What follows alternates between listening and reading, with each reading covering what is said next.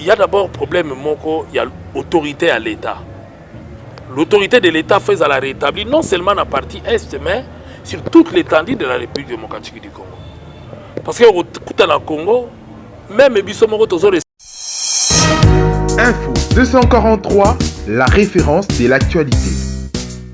Bienvenue, mesdames et messieurs, vous nous suivez sur Info 243, Congo Web Télévision. Une très bonne nouvelle qui vient de s'ajouter, c'est désormais Bolanda Bisso, na 10e rue, chaque jeudi à partir de 21h, vendredi na 2h et na 15h, rediffusion. Merci Nabino Boko Landa Bisso, Lelo Tokosen pour la question d'actualité. C'est vrai que depuis un moment donné, Congolais ensemble pour la République. Lelo Tozali Awana siège ensemble pour la République. Tomisali devoir bouger mon quête au Kouti. Le coordonnateur provincial, il y a ville-province, il y a Kinshasa, mon amboka, honorable Francis Kalombo. Bonjour et bienvenue en plein travail. Bonjour, merci beaucoup. Alors, d'abord, félicitations pour la nomination qui charge mon Baksami, mais on vous voit déjà travailler plus vite possible. Est-ce que vous vous préparez déjà dans l'ordre bataille? En fait, ici, on voit déjà l'engouement, l'ambiance et tout le reste. Non, on travaille. Je crois qu'il y a qui demande à Bakinois. Localiboson en 50 merci parce que tu as au moins 12 millions de Bakinois et que pour Nabino, tu as 4 pour Naki, tu as na honorable Daniel Safou, tous en développement John, tous en pena sénatrice Nabiso Sona, ils sont 4 bateaux au Kambaville, province et à Kinshasa. On a vu ces charges, les responsabilités. Mon nez yango moni moyen de retarder les athées. C'est comme ça tous ont multiplié toute la journée, tous en a réunion, tous ont préparé.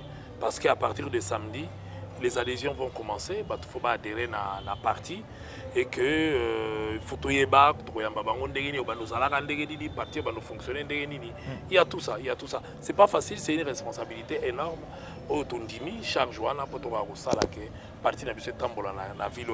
Enfin, ensemble, là, pour lancer l'adhésion, vous avez qui longtemps entendu pour la Batimisusu.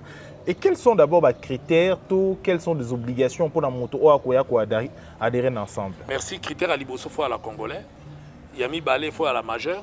On en a plus de 18 ans. Ce sont les deux.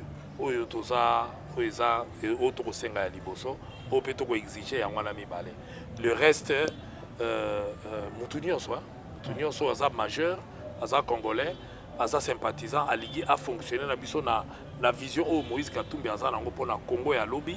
Et bien, à apporter contribution, à apporter pierre na bitumbo parce que Congo a des difficultés belé, nous avons un avantage, c'est d'avoir un président qui connaît le Congo, qui a déjà géré, qui a l'expertise, l'expérience, qui, par lui, nous pouvons nous référer de manière à ce qu'il doit apporter contribution pour le peuple congolais à se retrouver. Alors, Nakatiengo, au lobby d'adhésion Rosala. À partir de samedi officiellement. 8h officiellement dans la ville de Kinshasa. Et Rosala partout partout, tu as un site, tu as un Tchango, tu as un aéroport, à droite, tu as bureau nabiso ensemble batebele ya ensemble batebele ba yebi yango wana donc wana tozala mususu na Kasavubu tozala mususu na nini na Kitambo na siège national pe zali wana awa pe na Kimbondo 507 na commune na Bandalungwa bisiko yo kokuta biso awa pe kozala donc ba permanence na biso nyonso kofungama pour na samedi et un peu plus tard nous allons élargir parce que il faut tout bana ko poussa na proximité ba tout bandina na ba o tozana ngo déjà. Et puis, petit à petit, il faut la permanence et pas union. Et en ce moment-là, il faut élargir même les Congolais à la diaspora. Place voilà, alors tout le Bela Makambo Ozali, il y a actualité bien sûr, vous êtes également un analyste et observateur et espace politique. État des sièges, c'est vrai, beaucoup d'inquiétudes, population, monsieur Subakobanga, Babi, Batie, Ima Pinga, Bapoulou, Subako Géré, Bango, Naba intérieur, Nambo Kanabiso, et cette inquiétude, ils en ont raison à Kozala. Oui, le peuple a toujours inquiet face aux locaux à éviter. On a monaté ce qui est Fika à Rosala, mais il faut total plus bénéficier qu'on apporter parce que Bitumbe ou Mel Lambo Canabiso. Moutounion Sazaraï a besoin à lobby, bon, il faut Bitumbe si là. Solution miracle dans les monanités. Tous les cas solution n'y a la possible peut permettre qui bien qu'on a Lambo Canabiso. C'est l'une des solutions. c'est l'une des solutions. Au moins, situation qu'on a nette qui a vanté. Même avec Babilo que Belé les dans la France, à un moment donné, mesure pendant un moment, ils ont passagères. Ils ont passagères pendant une période bien encadrée par la loi. Et à partir de là, gérer Mboka autrement. C'est-à-dire, mais toutefois, il ne faut pas abuser. Il faut pas ordonnance à chef de l'État. Il ne faut pas torturer Batou. Il faut pas. Donc, le droit à Batou, fait à la préserver. Mais les loyaux, pour nous perquisitionner dans le monde, nous soupçonner qu'Azana Mindouki Kuna et Sengarabilo que Belé faut une décision judiciaire et tout. Pendant l'état de siège, l'armée ou l'autorité va décider de placer tout le monde ligne ali ba ko ba peke to garde to kanyi frontière lelo hein pour to ko fouiller ba mituka ba biloko belé. C'est ça au fait et que il faut payer à la suivi justement. Il y a torture exacte. Risque il y a mesure par exemple ceux qui risque ko zalaté parce que miso ba tout les a braqué les locaux. Au moment que Bandaka a effet d'annonce, moi changement côté, moi la mito batte côté, hein, et ça justement pour te épargner ma vie humaine, tu es que les délinquants toujours, mais état de siège pour et une mesure électrochoc et nous espérons que Simba parce que to lembi batu basali ba marche, batu ba beleli, batu bazo kufa, tozo ganga mais l'inaction de l'autorité et sali que ezala qui ne donc faut pas avoir mesure. Oh, l'État a que n'a braqué parce qu'à ce moment-là, il y aura un budget exceptionnel qu'on ne peut pas prendre en temps normal. Il faut que l'on schéma mais si koyo schéma mingi kozala couper parce qu'il faut botinda ba soda kuna faut botinda ba minduki kuna faut botinda biloko kolia mingi kuna donc budget kozala. Vous espérez que soulager population et quoi apporter changement? Tolinginde apporter changement.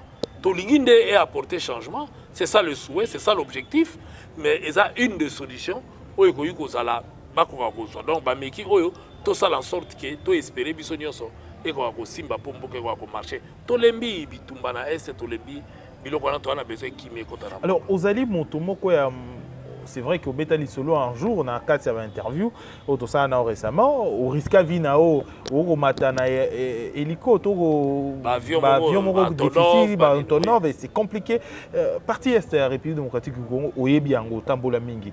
Selon vous c'est quoi le problème exact il y a partie est et Mboka na biso? Il y a un problème na est na participe pas na ba rencontre belé pour nous pacifier est. Il y a d'abord un problème, il y a l'autorité à l'État. L'autorité de l'État fait à la rétablir non seulement dans la partie Est, mais sur toute l'étendue de la République démocratique du Congo. Parce que au Congo, même les Bissomoro ont respecté les policiers dans Bissoté. C'est ça le problème d'abord. Il y a ça déjà. Quand on a balabala, police a téléma. Mais il y a de ces policiers à l'époque, comme on dit que les policiers ont téléma là-bas. Nous avons dit à télémi car nous avons ça double bande quoi. Là, c'est ce que nous voulons. Autorité à l'État faisons. En États-Unis, les policiers ont gagné mon nakata mutuka. Mais au Kangabino a 10 mituka télémi. Respect à l'autorité faisala. Parce que boyebi que sanctions ezali. Namboka na biso la sanction ezala raté, nous avons gagné la même policier à Rosala to alingi. C'est ça le problème, c'est fait banda parwana. Donc na est face ya ba vide ya ndengwana et sali ke mututo ko téléma lelo a commune ganga bandi ko ba taxe pas yebi ke ba ko négocier na ye lobi so bolikité aller ba nommer ministre. Mingi balingi ko sala biloko ngana po ba koma ba konti ba pesa ba au moins quelque chose. Ba msou derrière une communauté, derrière un mouvement, mais le mal est là. Et il y a aussi des étrangers mingi qui ba koti na mboka na biso pour la richesse eza na mboka na biso oyo bango bazoke de ko salaka to la ba richesse mo na mboka na biso peut-être ba congolais belé ba éviter donc incalculable beaucoup eloko lokola par exemple les produits lokola vanille oyebi ke na est côté à Kolongwani ba beni kuna na kata zamba na balo na vanille meilleure vanille koleka même mo ko uta na Madagascar mais qui sait que vanille ya na Congo ba exploiter kango bisoto éviter donc batalibanda ba yebi biloko belé donc ba yaka bazo exploiter ba vieux monsieur qui t'a sans contrôler ba ni na radar ezate donc il y a beaucoup de choses qui manquent ce qui fait que ba pays voisins na ba groupe armé mususu ils ont profité parce que sans richesse sans biloko wana groupe armé ego exister ndeni ego exister ba ko. Alors aujourd'hui selon vous solution il faut qu'il y ait 3 mesures. Ndoyebi participa na ba rencontre belé pour na pacifier parti Estembo Kanabiso il faut qu'il n'a pas volé ni. D'abord kofuta ba militaire bien baza la considération parce que ba militaire ba na front so kanisi na kokufa pona $20 et puis même na kofuba kundanga bien té ça joue un grand rôle na moral na bango. Il faut que la moussa morale ya ba soda et puis ko équiper ba soda. $20 il y a imaginaire. Hein. Bon, ko équiper ba soda. Il faut qu'on équipe l'armée na biso tozo kanga kaka armée même toza na bango ndeni mais soki ba na ba équipement te ba yebi ninga kubunda te et ozala difficile parce que yo moko tala même soko bimi na nzela okuta ina garde républicaine na armée ba soda la biso msoko na différence ezali même en termes d'équipement. Voilà pourquoi je pense que armée il faut qu'on équipe bien, qu'on motive bien et seulement et qu'on tambola bien parce que même to bengi si ba armée étrangère tant ba ya na mboka na biso c'est vrai mais au monde bango différence na ya biso ba ke biso to na ba soda ba ke na bangi awa bazala qui très bien côté pour ba ke na bituma na Centrafrique. Donc nous avons des hommes et des femmes na condition qui ya ko équiper bango pe pour ba ko sala face ya o ezole kana katikati ya mboka na biso. Deuxième, mais deuxième à part l'énumération ils a les politiciens tout comme responsable et puis qu'on renforce le service à renseignement. Vous pouvez gagner une guerre, soit le service à renseignement à ma capacité. On a besoin de ça. Et n'a pas équipement pour un service à renseignement et l'origine des alliés pour ba zamba. Soit tu tcheli ba drone ba satellite, on peut quand même il faut l'État investir mingi dans le domaine pour évoluer. Autre chose après l'état des sièges. Toukeka na Tanganyika ezaka parti à côté presque banini moko. Aujourd'hui on parle de la destitution. Il y a gouverneur il y a Tanganyika. D'abord comment vous avez reçu en fait nouvelle d'Ango toute cette information? En tant qu'observateur espace politique. Hein. Oui, mais je crois que c'était tout à fait normal et logique. FCC à l'accès limite naïka ko gérer mboka te pour qu'il ait bien la preuve. Lui aussi a montré ses limites et que les lois va coincer. Et ça pratique normale, il y a gestion à Magamambo, parce que quand il a pouvoir, s'attendre que l'un jour soit sali pelo comme malongate, il simbate puisque à l'équilibre na union son na kokende na ndenga kei ba na biloko ba reprocher et que ba député ba une décision en bon. Écoute, nous pensons que futur ne peut compter, futur et ça là que vous êtes un juriste, vous allez doctorant, vous allez payer également mon tambola rassure. Au Lingaming, il y a constitution à tout moment. Et sur le plan des droits, droit et défense, c'est quelque chose à la privée du moto et puis déchoir une personne sans pour autant défense n'a pas assurée. Est-ce que constitutionnellement parlant, et en tant que juriste, comment vous trouvez ça? Écoute, il y a condamné par défaut. Hein. C'est-à-dire aux alakités, alors qu'on a qui signifié, et puis on peut te condamner par défaut. Pour y être. Miki bakatsara soko y était, bon, c'est bon quoi. Non. Soko y était, le mécanisme est prévu, et zali que le fait qu'on y était, on présentait par moyen. Mais les moyens, tu peux les présenter aussi par écrit ou par personne interposée. Mais ceux qui va député va sentir que vous avez géré mboka sous bien et que va destituer. C'est la compétence de ma PC. Maintenant, il y a toujours des voies de recours. Moi, je crois qu'il y a des voies de recours. Nous devons se sentir lésés, toujours utiliser pour accompagner notre droit. Alors, Nakati Ensemble pour la République, votre parti politique, l'un des élus, il y a Ville-Province, il y a Ville-Province, il y a Kinshasa, Mike Mukebai dit ako lobela makambu ya ligne tolandi une vidéo tout le monde a déjà la illustration là. Est-ce que ensemble vous êtes coordonnateur il y a province il y a Kinshasa, est-ce que vous avez une ligne il y a makambo ba décision to solo makambo quand il parle de makambo etali gouverneur ya ville sur des choses où il dénonce et tout, est-ce que vous avez une ligne? D'abord en tant qu'individu nous sommes libre à cause de la position na ligne de conduite est ali, ligne à partir, ligne à discuter na partie et puis des yeux hommes na partie. Le reste c'est un point de vue individuel, personnel où chacun peut prendre. Moi je suis le coordonnateur aujourd'hui à ville province à Kinshasa. Je crois que tous les autres ville province à Kinshasa ils sont concernés et même les membres na biso ba na kati ba institution, hein? Il faut na regard na ba bension na bango ezotambola ndenge nini et puis to discuter to ba position nini, quelle est la ligne de conduite à parti, comment, quelle est la position que parti a besoin par rapport à telle ou telle chose. Mais le reste, Mike Mukebai est un élu, il est député, il siège à l'Assemblée, il peut lui prendre des positions ou intervenir quand il veut, comme il veut, en tant qu'élu. Nous devons empêcher Yangoazate, mais il n'y a pas empêcher la libre. La liberté au bazar en tant que citoyen à ville, baloba bien à Mutumoko. Il y a qu'au Congo où j'ai vu, ou bien il y a que, et pas il y a Mike Mukebai qui va défendre Mutute. Ça devient de la dictature. quand tu prends une position par rapport à Moutou, aux ayomoko député, les députés bazali belé, ba msope ba d'accord na oyo lobité, comme biso pe ba citoyen, ba député ba pour ba représenter biso. Biso pe ba citoyen doit un point de vue na biso. Donc lui peut prendre une position, na surpris, il y a Rolanda vidéo azor reprocher nga que na lobby bien il y a gouverneur. Attends, mais est-ce qu'il y a un golo ba que gouverneur a mabe et le comment malonga ya bien to kolo ba gouverneur ezate franchement. Cette décision, on est dans la province, il y a ville, province à Kinshasa. Est-ce que vous avez discuté une fois déjà avec l'élu, peut-être élu à Kinshasa? Non, tu discuter na Bangote. De toute façon, dans la réunion, on a élu na biso ya ville, province à Kinshasa. Pour comment accompagner d'abord partir dans la ville, province à Kinshasa. C'est prévu, je crois que na retour na biso à Lubumbashi, on a organisé de manière à ce que comment on peut agir. Mais la pensée unique ne va pas passer ensemble. On a un président qui est tolérant, on a un président qui demande qu'on puisse agir conformément, mais point de vue à Moutou, moi je ne peux pas empêcher Mike Mukebai à ça dans un point de vue, mais il y a qu'aucun par rapport à un point de vue. Et ça normal, tout ça dans le monde ni. Tout dans le monde ni. Ngai n'a pas si point de vue nanga. Il faut le banangai à Kanelanga, que tu robes bananeloni. Où est combien affaire personnel? C'est une affaire de la ville. Lui, il a son point de vue, j'ai le mien. Si son point de vue est majoritaire, qu'il initie une motion,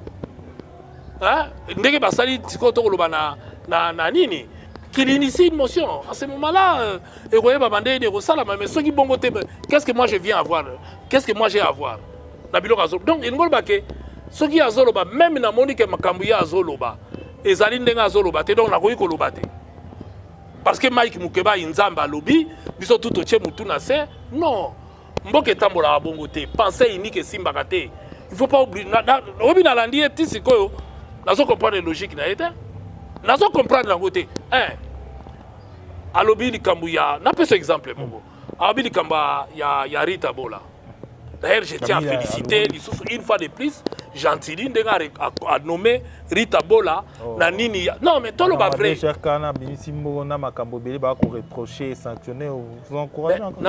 Entre qu'on reprocher Moutou, qu'on trouvait Moutou Namabé, Rita Bola a été mise en cause dans cette ville. Et il a été même traduit devant la justice. Elle a été blanchie. Parce que Bazaro reprochait que Ndekonaye, mais les gens oublient une chose, quand tu n'as pas l'information, va chercher là où il y a l'information. Rita Bola Zala la poto zela, Rita Bola Zala la poto. Ndekona Zala awa même Kimbuta la gouverneur, ala ina marché na hologramme. Rita Ego kuta Ndekona na marché na qu'est-ce qu'elle a à voir? C'est qu'on Ndekona Sali Bouzoba. Bon, Rita a été mise en cause. D'ailleurs, nga la félicité qui courage Rita Bola ala kinango. Autorité belé balganangote. Lorsque Rita Bola a été mise en cause, elle a démissionné pour faciliter tâche de la justice. Mais dès qu'elle a été mise en cause, elle a présenté sa démission. Mais elle a été arrêtée. Dès qu'on est une affaire, gestion, mais na droit ils allaient infraction. J'ai oublié le terme, toi infraction. Non, infraction est individuelle. Mais quand on va mener enquête, Rita a été même envoyée en prison, mappée, blanchie par la justice. Quel est le problème? Aujourd'hui, bah nommé, ça a un problème. Bravo, monsieur le gouverneur. Coup de chapeau, félicitations à Rita Bola. Si quoi, ça l'a nommé malade. Par compromis, tout a été blanchi par le fait. Il faut retourner à la justice. Le dossier, c'est là où on a l'objet Tolanda. Maintenant, on lui remet en cause Balobi, à Zoakimbo, Moro, Mino, Congo. Mais il faut avoir tous les dossiers. Moi, j'ai les dossiers. Tala la nini wana yelanga ya enveloppe mokeza wana ya kaki na bureau nanga yelanga enveloppe wana. Il faut avoir tous les éléments. Quand on n'a pas tous les éléments, c'est normal au lobby pour nous yoki. Nous on reste, on juge. Les éléments vont en contre Tonanini. Non, et les maisons Laksake, elle n'a rien détourné. Voilà ce qui s'est passé. Et ça, l'entreprise, il fallait épais sanini. Voilà. Parce qu'il faut parler sur base d'éléments aux anango. Où il faut ça bateau. Vous avez éléments personne, éléments. Non, il y a un bon bazolo bat. Mbongo yango o balobi balo reprocher Rita Bola mbongo azwaki na Mino Congo un montant il y a 1 million, il y a 1 milliard, ça c'est à peu près équivalent à $80 000. Je t'explique.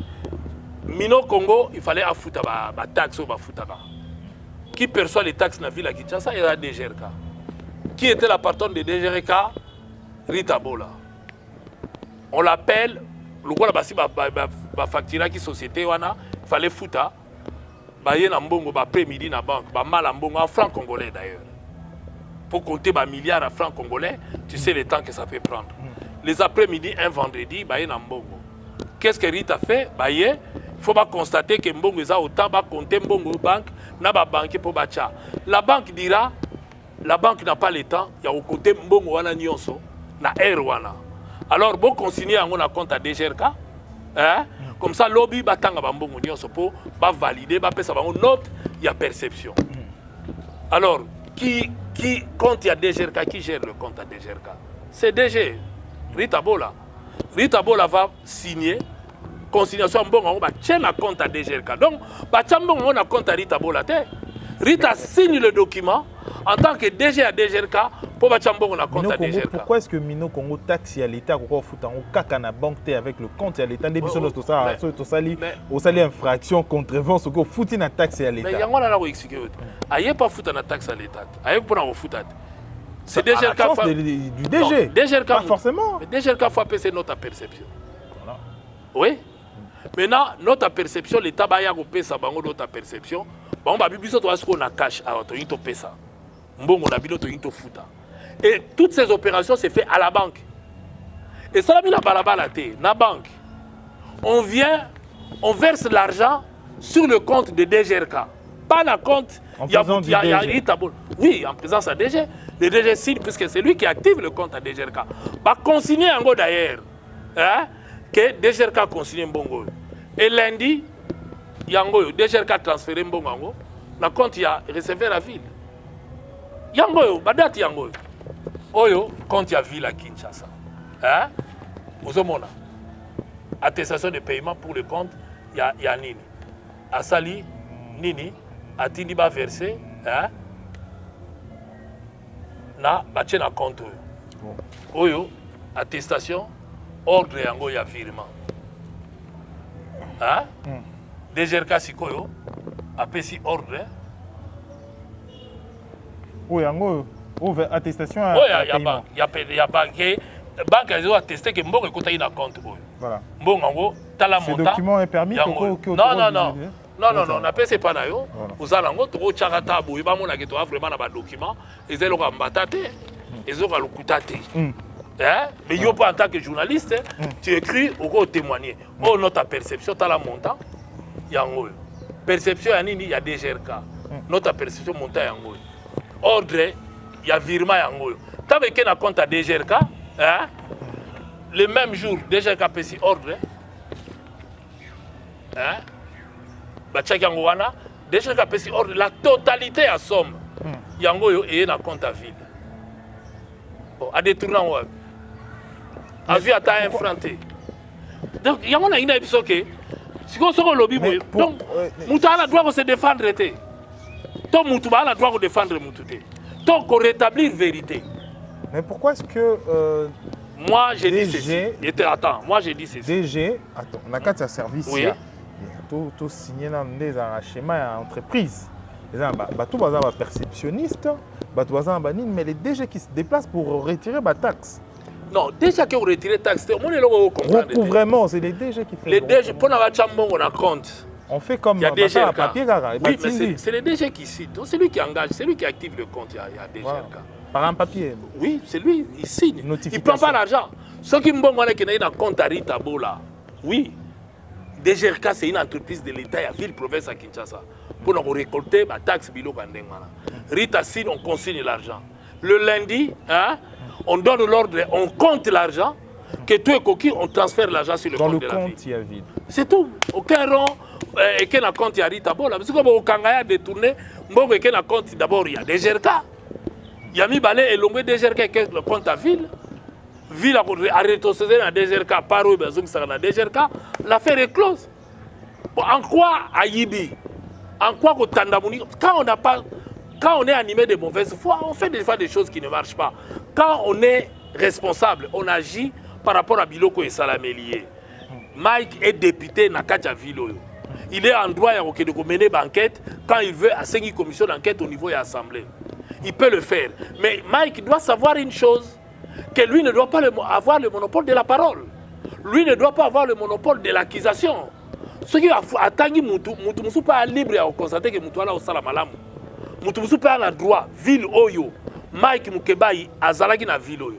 Afandaki na ville même soka alaki élité. Ayebi ke nyongo tikalaki na ville Kimbuta tika ya combien? Lelo nyongo e futami combien? E futami na mbongo nani tasala effort ba futa ba nyongo wana. Siko so babi jantina futi nyongo balobi mabe? Bon, siko mais eloko to ya ne bande nango. So balobi ke quelque part to moni e bande c'est là. So balobi ke we biso ngana la funa. Toza na funa nzela makala victime makala. Nzela makala oyo. Hein? Izalaka te mutu soka beli ba ko memela mu Congo. Combien de fois na beli la wate? Lelo Gentini asali ke nzela wana salami. Lelo yo Gentini azo sala bongolo. Po wana kufa kala. Beli la ozo simba te. Tozo ke ne malembe. Mais pourquoi Mike Mukeba il pas au courage à beli là ozo simba te? Mais pourquoi ko beli là? Si tu m'as posé une question, j'allais te répondre. Je n'ai jamais intervenu à contredire Mike Mukeba. Natika kaye soka lobi biloko ne landa kaye natikiye. Mais yepe ayebi ke na liberté ya nango ya ko critiquer. Batu musupe ba na liberté ya ko kumisa to ya ko lobi loko ba moni eza malamu. On est libre. Ngai na tele malaka awa na ville oyo. Eloko ya mabe na lobaka yango. Na tele maki awa te na émission na yo. Na ba ki kamba ba impôt foncier awa te. Voilà. Hein? Alors mais finalement to zandenge nini. Moi je parle ka pona kine batute. Natala l'intérêt général, nalobaki eloko ba ofitsa biso eza injuste. Ba bogisa yango. Et yaza élu. Lui Mike Mukebai est élu de cette ville qui initie une action. Pour na koluka moyen taxe wana ba futisa ka batu ya ben faux foncier ekita. Voilà l'occasion de PCM lié. Lui Mike Mukebai est élu de cette ville. Martin Fayola ka na loi moko boyi ba taxe ka ba farine na banini alongola yango. Pour ématisa talo ba prix. Bozo tout la ka biloko zo matatalo. Pour pourquoi ils ont mataté. Lui il est là, il est élu. Qu'il le fasse. Nous allons l'accompagner. Voilà biloko population zo zela la.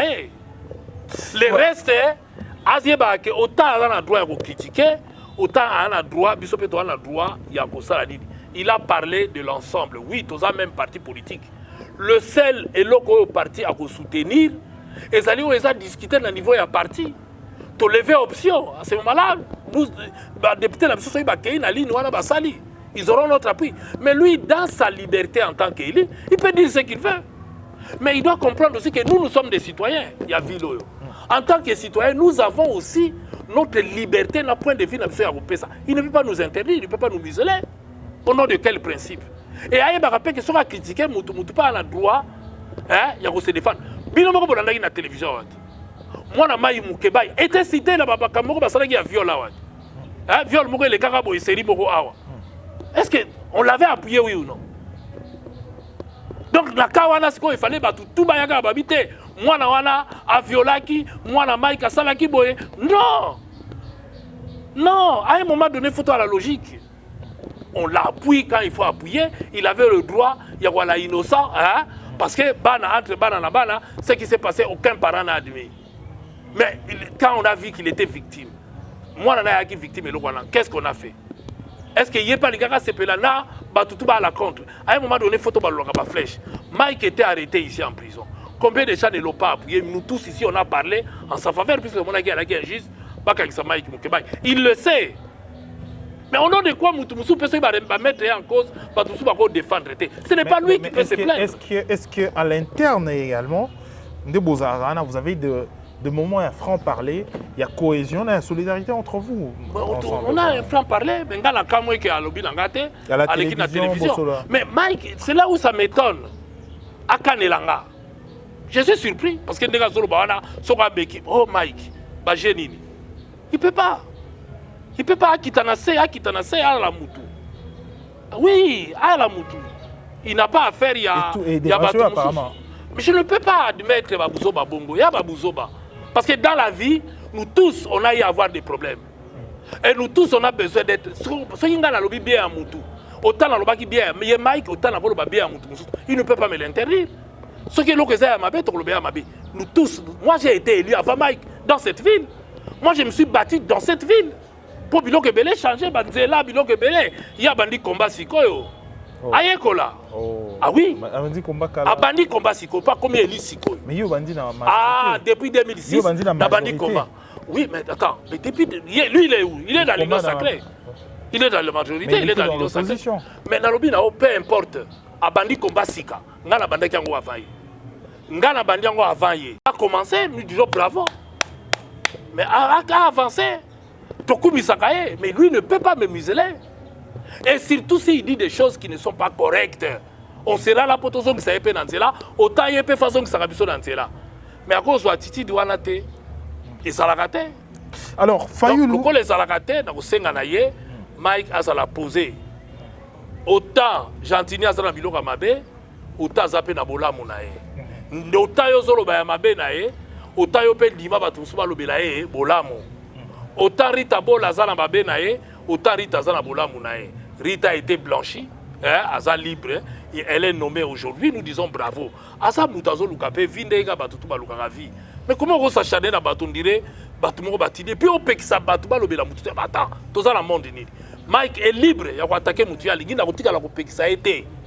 Mais na ko ndima pete ke ya peki ça batu mutu ba bi bolamu ya batu. Surtout que ceux qui bolamu en ezali. Asa élu a vu le à Kinshasa. Atamboli banzela moni. La ligne, c'est ça. Mais ligne à parti, Yoka. Ligne à parti n'exclut pas à un élu d'avoir une position. Ligne à parti n'exclut pas à un individu d'avoir une position. Quand il parle, quand Mike donc parle... vous revenez sur l'indépendance, il y a moto la moto. Ben oui. Quand moi je vais parler au nom du parti, dans la ligne de conduite à parti, on va discuter, bisotou na ba Mike, na ba to tout ba responsable ba parti. Mais ceux qui n'ont pas une ligne de conduite, au système qui n'a rien d'autre, on m'a dit tout ça, il échange. On te lever awa, ils ont décision à parti. Mouta qui n'a l'encontre, il sera sanctionné parce que ils ont décision à parti. La même chose, quand Mike va parler en tant que député, et sa ligne de conduite, il va se fixer dans l'Assemblée. Mais si on a même politique qui a parti, on va discuter dans le parti et que le parti va l'accompagner. La décision n'a pas besoin, le parti va l'accompagner. Mais si on est allé à titre individuel, à Zuyango, parce que telle ou telle chose, c'est pélicité, il est libre. Et d'abord, le mandat est député est non impératif. Le mandat est un élu, est non impératif, donc le parti ne peut pas lui dicter. Salabo et paix à l'andayango, non. Les lignes de conduite sont tracées en tant que cadre de parti et puis tout tambori. Donc, à libre dans le mandat Zouaki, il y a que ça, mais il y a la dictateur. Donc, la boya la dictature, donc à museler tout. Si on a un argument, on a opposé par rapport au Moutalobaki, à l'Obangala, que gouverneur a saline, c'est là, vrai ou faux, vrai. À la Bogolo, vrai ou faux, vrai. Tout le monde a boulevard Lumumba, ma pelouse, vrai ou faux, vrai. Qui ne peut pas, Babandiko Tchaba, Tono, Pessalama. Ce qui est Nazoya. Ceux qui n'ont marché, c'est normal de critiquer. Jusqu'à présent, la population est là. Et l'Okonyoso, ce que Salama est la étape par étape. Congo est là qui depuis on n'a pas construit Rome en une journée. Congo va retourner dans la montée. Gentini a beaucoup de Nyongo na ville qui mouta Tikaki. Il fallait d'abord les babas qui payent ses dettes s'enrichir. Il fallait payer. Atiki solo. Atiki en Ndengwala. Ils ont un solo. Mais est-ce que aussi ils sont dans Balamoko? La poser aux questions. Bateau bala makala. Kene ko lobela bango lokola saleli bango nzela wana ya nini? Elengesa. Kene lo bala bango ba saleli lo so baba ye maika kene elengesa lo ba jadila saleli lo so baba même mabangate. Aga oui mais parce que biloko ezo sala meza palpable. Yo ko bala muta salité. A kene siko baba ndiko sala bongolo. Alors ba kene lingité. Bo sala bongolo te so baba même mabangate. Il y a des choses oh so mutalobi na zo sala. Gentini a eu engagement sala marché. Nous disons bravo, mais tu es vigilant, tu es là. Si tu marches salamité, ngai Francis, nagoya, nagobenga yo, yaka, tu es le médi Gentini. Ozo bibiso. Wapi marché. C'est comme ça que tu fais tout ça là. Mais tu peux se montrer dans le droit. Est-ce que tu dis au Koutouni et Pékin Bopeto pour na Pékin Bopeto? Pour na Kin Bopeto. Plus d'une année maintenant. Oui, mais nalobi hein. Ngai na boye loko moko teke nalobi loko. Qu'est-ce que qui n'est commis propre? Qui n'est commis propriété, mais tous les gens ça l'effort qui n'est pas propre, entre autres le gouvernement. Mais Namoni, Mikolo a commis un morazo qui t'a banzela, qu'on chauffe dans la bourgmestre pour n'y pas au misala. Mais il faut pas aller dans la moyen, la bourgmestre. Il faut que doter beaucoup dans la moyen. Et tous les gens à l'ouka moyen, moyen à somba et l'oka liboso, engin. Et l'oka mi balé à la place où tu vas nous voir immondice, d'ailleurs, c'est comment. Il faut pas tomber à usine, voilà, pour ba immondice kendaka de manière à ce que mboka tambola recyclage ça yango to c'est bolongoli a bochewa pitala a na ango ndenge solo koma ko kotela batu na bandako po kimbuta chaka ni na poubelle wana batu tuto koma ko yakobwaka wana mais après il fait longo wana po kende place ko kende wana faut ba bongisa yango.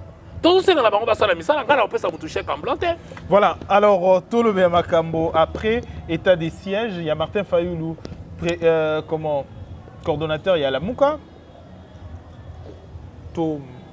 candidat au barreau, je ne sais plus. Martin Fayoulou, président élu, comme ça, c'est comme ça qu'il s'est fait appeler. Coordonnateur, il y a la Mouka, il y a un titre, non, Mouzito a coordonnateur, il y a la Mouka, plutôt. Martin de l'Olangi a un plat, et puis petit Simbelanga plat. Donc Mouzito petit Simbelanga dans nos plats, soit il va tourner le bas, il y a petit, il y a Martin Fayoulou. Si, na je Martin Amoukolo. Ah oui, na je vérifie Martin Amoukolo. Alors aujourd'hui, Martin Fayoulou, la Mouka est une décision. Martin Fayoulou a une décision. Parce que la Mouka, il y a côté elle. Tu as engagé la Mouka et Moïse Katumbi. Vous avez lu le communiqué à Présidium et à la Mouka. Il y a communiqué à Martin Fayoulou na Mouzito. Tu as lobby la Mouka. Il y a Martin Fayoulou na Mouzito. La Mouka, elle. Ils ont engagé Kabamibale. Ils ont engagé. Ah oui, vous avez lu comment vous avez. De toute façon, c'est absurde. C'est le contraire de ce qu'il a toujours. Les lots au Sali marche au Bipo Bitumbe c'est dans l'Est. Parce une des décisions pour voir si ça Bitumba dans l'Est comme il contre. On sait qu'à Lingi va Congolais. Aïbelo à Lingi. Mais tout le vérité. Yo les robina à la balambelanga. Bachebilo on a mis ça au commission sauté. Il fallait non. Martin a bien qui marche awa pour baluka moyen Bitumbe c'est dans l'Est. Le président a proposé l'état de siège pour tout des Bitumbe c'est là. Yo commission contre mais finalement on y Botouna a proposé. A proposé le hôtel na nini nae. Faut ça la proposition. So moni obaninga bazuya ya mabe yo pesa yo moni. A pesa ya moni. A pesa ba on est bien. A président élite, a pesa tinda. Voilà. To comme na suka édition na biso mona mboka. On aura Francis Kalombo. Oyo, so to linga bande ko na biso est. Faut pour un moment tout ça la bloque. Dès to mona na bamboka nyonso. Ya likamba zuwa te. Tout ça la bloque. Toloba même langage pour munguna pe ya sala nini abanga po Martin zo sala na Mouzito ezapo ba encourager munguna ba yo kanate tika tokota voilà ba to ba ko encourager munguna. Est-ce que pour na ba même ceux qui muto a eu décision ana olingi été mais pour une fois yo que la bande ko na biso ba kuna na pour na ba congolais mususu hein c'est ça ba nini ya ba réseaux sociaux ba mususu ba des observateurs libres également de congolais ba monaki nous autres également tout congolais et citoyens de monaki. Mouzito a dit bah déstabiliser bah salanini bo c'est pas une façon aussi discours qui est à l'envers à lobby boelelo au contraire et tout. Est-ce que la situation sécuritaire ndetse zaranamboka ba France on va dire qu'il y a pas poto mikolo ebele. Est-ce que le président de la République a coupé bengana union pour la nation pour discuter sur des questions yamboka sur la situation d'abord sécuritaire? Mais il a appelé l'union pour tout ça la situation mboka. Mais peu importe. Mais bon, il y a une élection que ceux qui ont bégi battu sont pas solo là, bah on peut savoir responsabilité dans les uns et les autres. Mboka na bitumba.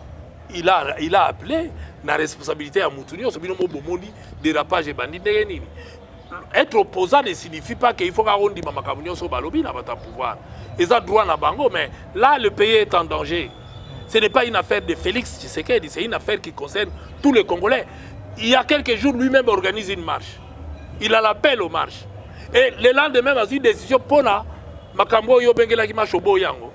Alors finalement, il y a eu cannabis. Voilà, comme Nasuka, déjà le rendez-vous c'est pour après-demain. Après-demain, c'est-à-dire samedi, Bissonyonso, Awa, Badege Bandi, dans le site de Bissonyonso, et que tout le monde pour ceux à la diaspora également, quand est-ce que la diaspora va vous bientôt, il va responsable dans le compte de la diaspora. Pour un compte à partir, à ce moment-là, on va s'organiser à niveau de Merci, ça n'est fini pour cette édition. Merci de l'avoir suivi. Toyamba Kibongo Lelo, Mwanamboka, Honorable Francis Kalombo, Azali juriste, maître avocat, Azali coordonnateur Yalamouka, Azali naza coordonnateur ya Ensemble pour la République. Voilà. Il y a ville province à Kinshasa. Bon, pourquoi Boyi Lamuka? Mais Moïse Katumbi, il y a coordonnateur à Lamuka. Donc, à Koki, on peut coordonnateur à ville province à Kinshasa. Donc, voilà. Si tu vois des athées dans la coordination à Lamuka. Ah, voilà. Donc, Azali, coordonnateur, il y a Ensemble pour la République et également porte-parole, il y a Mwanamboka Moïse Katumbi. Ça n'est fini pour cette édition. Merci de l'avoir suivi. Mesdames et messieurs, Tokom Nasuka édition Nabiso. Merci à Junior Mboui pour la prise de vue. Merci à Francky Walkonka pour l'assistance. Tokutani, au revoir.